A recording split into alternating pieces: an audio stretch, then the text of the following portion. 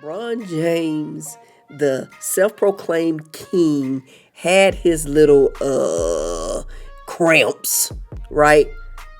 I would have jumped off his bandwagon then. What's up, family? We are back again to do another review. On today, we're going to review 5 times Larry Bird was injured, but refused to quit. He didn't give up. He didn't say, oh, I got cramps in my legs. I can't finish the play. He kept pushing through. Come on in here. Let's talk about it.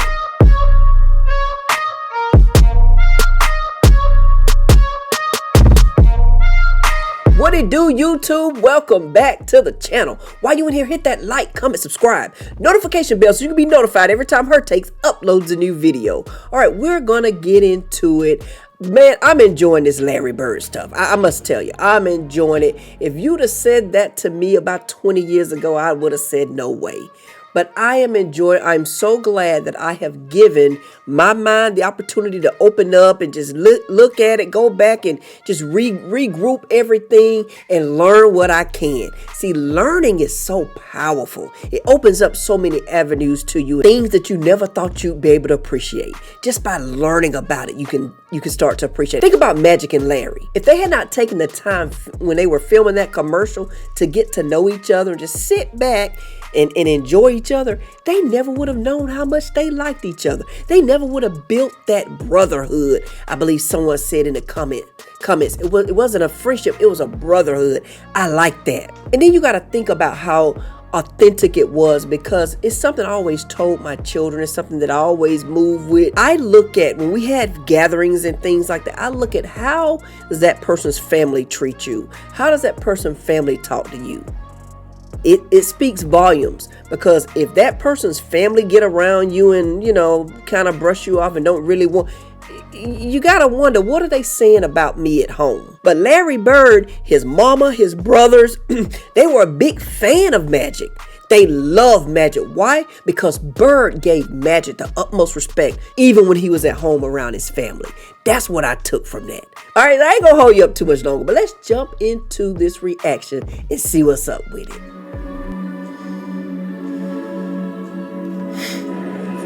To his credit, he gets up and fights through it and goes out there and plays, but he is not a healthy person right now.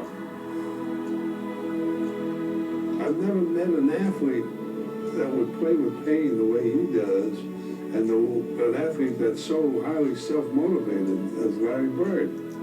And there's not one to this day. Not one to this day. I can't think of one. Years, you'll think back about what he did, or you'll just, you're gonna, I think it's one of those things that as the years go by, it'll become bigger and bigger and bigger. What's up, guys? Welcome back to the channel, and today I'm back with a video. What's up? Once again, we have to talk about Larry Legend, one of my favorite players of all time. And I think even the most casual NBA fan knows that Larry Bird in his career was a very tough player, and he overcame tremendous adversity as well as injuries. And I want to make a very quick video explaining how tough Larry Bird was and just some of the big-time injuries he overcame. So with that being said, let's get into the video and look at 5 times Larry Bird overcame injuries and absolutely dominated. So the first injury we're going to look at is from 1979, before Larry Bird was even in the NBA. And this injury occurred in a friendly softball game with Larry Bird's brother as well as friends. And here's Jackie McMullen explain this very bizarre and peculiar injury. Well, he shows up, and who's on the other team but his brother? Larry's playing out in the outfield, and his brother hits this kind of spinning, looping ball, almost like a Tim Wakefield knuckleball. It's just spinning all over the place. And Larry tries to go down and make a basket catch, and his finger goes all the way back, and he's like, man, wow, it really hurts. And he looked down, and his finger was completely dislocated and mangled, and, it really was bothering me. He had to stop playing right away. And so now remember, he's been drafted by the Celtics during this point, but he has not signed a contract yet. So his finger is in a bad way. He has to have major surgery with clips put in and pins and everything else. And he never tells the Celtics this has happened. But, sooner or later they get word, and they summon him to Boston. And the trainer examines him and says, and the team doctor examines him, and they say to Red Auerbach, this guy's damaged goods. Now, Red's like, really? So he says, come on, Larry, get dressed. So Larry puts on his stuff.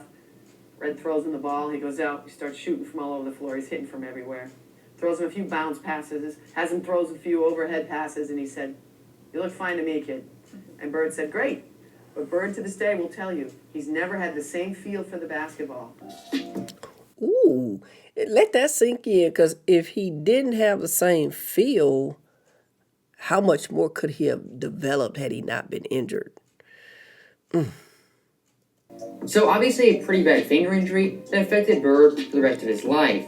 And around 2010, Larry Bird gave an interview and said his finger to this day is shaped like a boomerang at a 45-degree angle pointing toward his thumb. And he's had 2 surgeries that have failed to straighten it out. But I think the most intriguing thing in that clip is that Larry Bird himself said he never had the same feel for the basketball after this injury. Facts. And Bird, for his career already, was one of the best shooters of all time. He was the first player ever to win the 50-40-90 club, and he routinely shot over 90% from the line.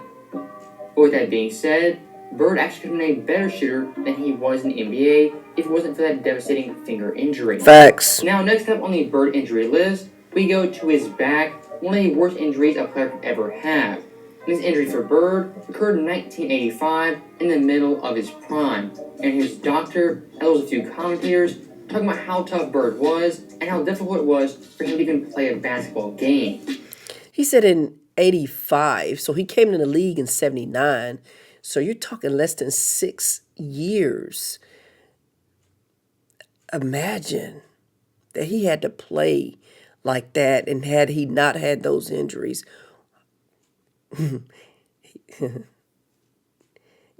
Jordan would have been chasing his ghost. Larry had 2 jobs his last 7 years of playing. It was playing basketball, and then it was him being committed to taking care of his back. He had first heard it in 1985, building the driveway at his mom's house back in French Lick. Larry decides to do it himself. This is Larry Bird, the superstar, out there breaking his back, literally shoveling gravel. And that was the beginning of a process. I would see him on TV laying down, and then they told me that he had to lay down on planes, different things like that. I was like, wow. As Magic soared through the prime of his career, Bird was breaking down. His deteriorating back and punishing style of play proving an excruciating mix. From 88 to 92, it was painful to watch. It was painful to cover. Larry is quite ornery when he's not feeling well, which means he was ornery for those next 4 years. He could manage the pain in a way that very few people can do. If you get paid to go to work, you got to go to work. It was a situation that he was seeing almost daily. He had Kawhi Leonard. I know y'all heard what's going on. You gotta go to work. You get paid to work. lost the structural stability in his spine. So it would slip into abnormal positions to try and lock itself to get an artificial stability. That picture right there shows the pain he's in. Oof. That's like getting your finger stuck in a door and somebody's still pushing on the door. So what we had to do was unlock his spine, realign it, do techniques that would hold that for 4 hours, 6 hours, that type of thing, and then he'd go play basketball. So obviously that back injury was pretty devastating for Bird, and it kind of marked the end of his prime. But even with that being said, Bird in his last 7 seasons still put up tremendous stats, averaging 25.1 points per game, 9.3 boards, 7.0 assists on near 50-40-90 splits. Those stats right there from an offensive perspective are still some of the best stats of all time. Shoot, that's starter stats right there. That ain't no role player stats, them starter stats. With the bad back that he's going through and all of that in his finger. And once again show Bird could handle pain like few athletes ever. And one of the most remarkable things I've ever heard comes from Larry Bird's former teammate, that being Robert Parrish. According to Parrish, Larry Bird never took painkillers, pills, or any shots in his entire career. Bird simply toughed it out and showed mental toughness as well as physical toughness and played basketball at the highest level for 7 more years. Now also one thing Larry Bird was known for in his career was being mentally tough. And here's a quick story from Kevin McHale talking about Larry Bird's mental toughness after being stuck down in an airport for 10 straight hours. Back then when we flew commercial, we didn't fly private. We played in a Tuesday night game in Cleveland. And of course, we got up for the first flight out. We had a game on Wednesday night in New Jersey. Snowstorm hits Cleveland. We're at the airport at 7 in the morning. Flight's canceled at 7. It's canceled at 8. It's canceled at 9. It's canceled at 10. Canceled at 11, 12. We finally leave about 1:30 or 2 in the afternoon. We fly up to New Jersey. Now the storm has kind of moved into Jersey. And the bus driver says, well, I can't get to the hotel into the arena. I can only go to one place. Well, we had a game that night. We go to the arena. So we get to the arena, and I mean, we're dragging.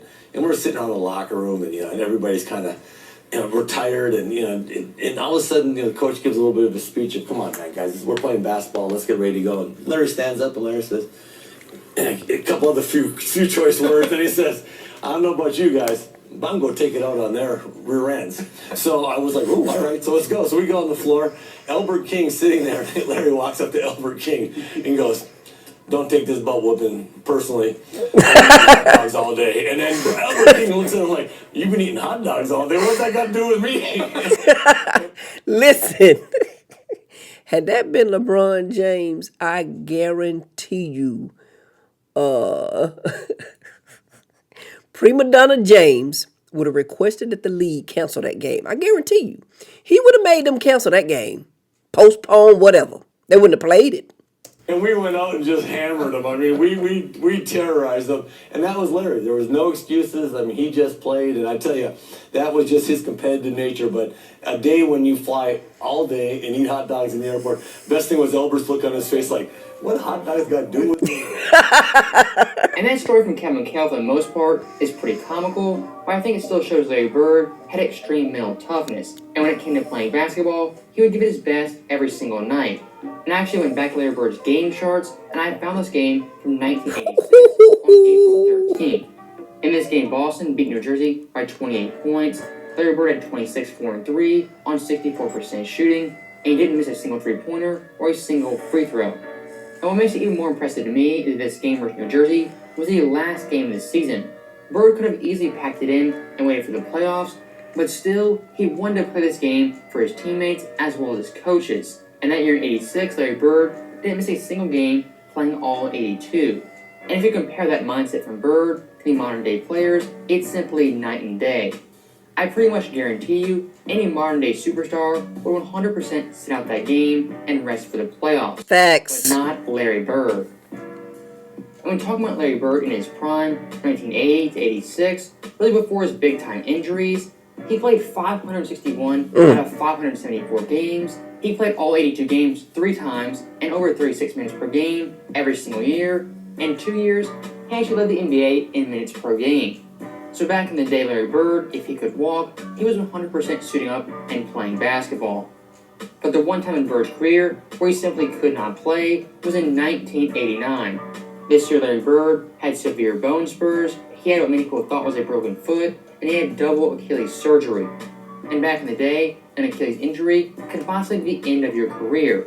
But once again, not for Larry Bird, as the following year, he had a very great and underrated season, averaging 24.3 points per game, 9.5 boards, 7.5 assists, while playing 75 games at 39.3 minutes per game, while leading the NBA in free throw percentage. So even after all those injuries, Larry Bird once again came back to all-star form, and he overcame double Achilles surgery. Now the last Bird injury we have is in 1991. Double Achilles surgery. Those numbers again, starter numbers. These boys today ought to be ashamed of themselves. Load management need to go. And his injury is also the last great Larry Bird moment in the 91 playoffs versus the Indiana Pacers. And to kind of set the stage, in this series, Boston, they were heavily favored, but in games 1 through 4, Bird was not playing up to par, only averaging 18 points per game, 9 assists, 8 boards, on 37% shooting, and 11% from 3. And back in the day in the first round, it was a best-of-5 series. Yep. So Game 5 was a winner-take-all game. And near halftime of this game, Larry Bird would go down with a severe head injury, possibly a broken cheekbone, with a mild concussion.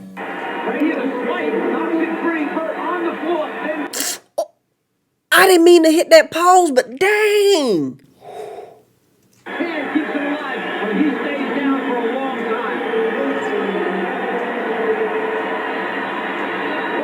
Oh my God. Larry Bird is headed directly to the locker room for treatment. But in typical Larry Bird fashion, he would tough it out and come back in the middle of the third quarter. And here comes Larry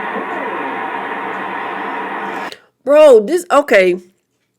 I remember this. This is that from one of the other reactions I did, his mixtape passing, something. And they showed him coming back in, but I didn't realize he broke his jaw. Somebody told me in the comments that they think I missed it. You know me, I'm probably blabbing. That was when I wasn't really pausing like I'm trying to do now. Hope y'all appreciate that. But I didn't know he broke his jaw. Not only that, I never heard of Masked Bird. He tough. You know, we had the Masked King. I never heard of the Masked Bird. Like, he came out, he didn't even have a mask on. Somebody tell me in the comments, did he ever, after this, when he played, did he wear a mask? I don't think so. I feel like we would have heard about it. But that just also goes to attest how tough he is. Wow, I did not know that this was the injury he came back to.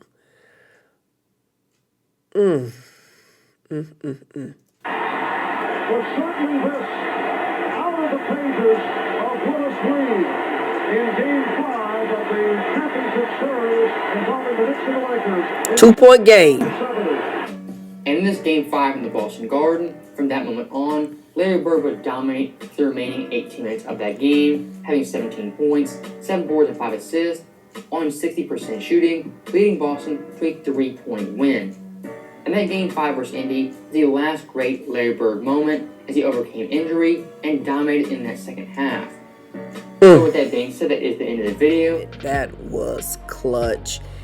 That was inspiring, eye-opening, because it just, again, I just lost a lot of time following behind Bron and falling onto that bandwagon.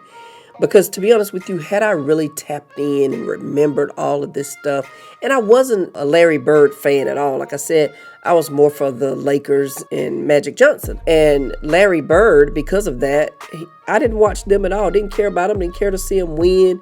Then they were always beating the Hawks. So I didn't follow him. But boy, do I wish right now I had.